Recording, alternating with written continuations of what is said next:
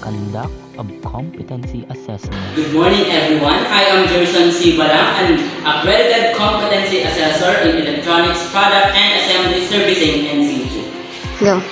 And I would like to acknowledge the presence of our processing officer, Ms. Marisa Cuarto, and our AC manager, Mr. Jenner Samiliano, and our TESDA representative, Mr. Christian Odon Gubaton.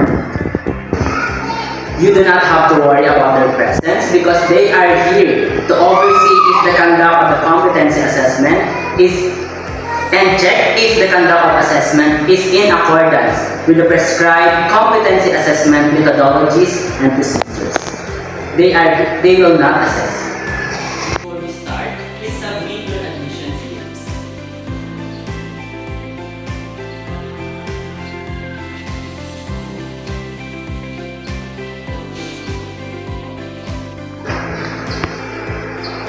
As I call your name, please acknowledge by raising your hand and please sign in the attendance sheet.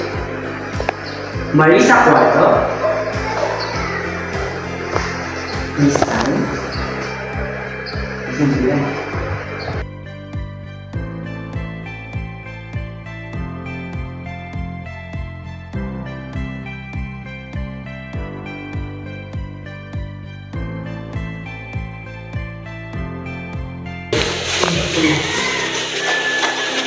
I have here with me your accomplished application form and self-assessment guide. This is an indication that you can perform different unit of competency in electronics, product, and assembly servicing, NC2. I would like to welcome all of you in our Center of Assessment for Electronics, Product, and Assembly Servicing, NC2. The purpose of your assessment is to know your level of competence. Today, I am going to administer you for the assessment of electronics product and assembly servicing NC2. And the electronics product and assembly servicing NC2 is composed of basic, common, and core competencies. For our core competencies, we have three. First is to assemble electronic products. Second is to service consumer products and systems. Third is to service industrial products, modules. The different tasks to be performed in electronics product and assembly servicing NC2 are the following. First is to prepare an electronic product and to perform sequential lab. We will collect evidences through demonstrations, questionings, and tests. To determine your knowledge and skills in electronics products and assembly servicing NC2, we will use the methods questioning, demonstrations, and these methods will help me to determine your underlying skills and knowledge. For your personal needs, the laboratory is located at the end of our hallway, and you can also take your meal at our canteen in the lobby.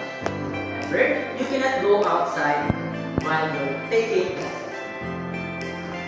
If you have difficulties understanding the instructions, don't hesitate to inform me.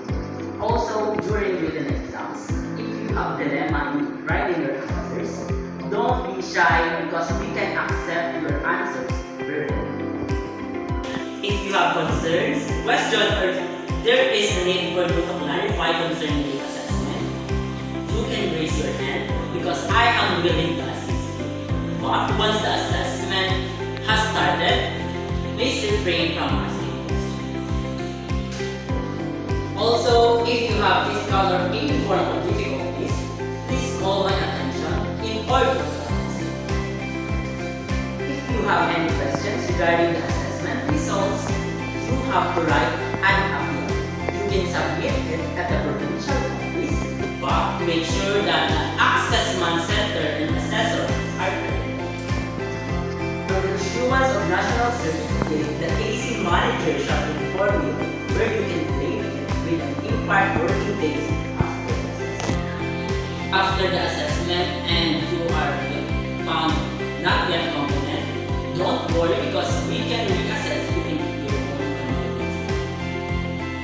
In case the assessment is full qualification, you need to conduct the whole assessment process. But if you are found to be competent in other qualifications, have to focus on the units of competencies that you are not yet competent. Also, if you fail 2 consecutive assessments, you will be advised to undergo a refresher course before you apply for the assessment. During the assessment, please observe safety. Make sure to check your electrical equipment before plugging it to avoid pulling the cord as you unplug. In case of accidents, please call my attention immediately so we can give you first aid. First aid kit is located at the right side of our lounge workshop. With regards to your result of assessment, we observe strictly confidential. This is to ensure your entry. The result is only made available to the authorized personnel and to the institution where you perform your training. If you don't have any questions and clarifications, I will be giving you the specific of instructions. Please read it carefully, and if you have questions, ask me.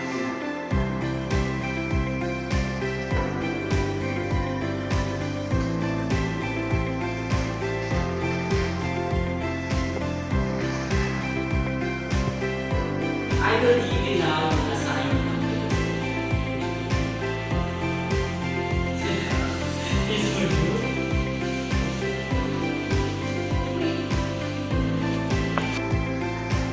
So everybody must be ready now. Candidate number 1, you may proceed to the assessment of the lab. And for the rest, you will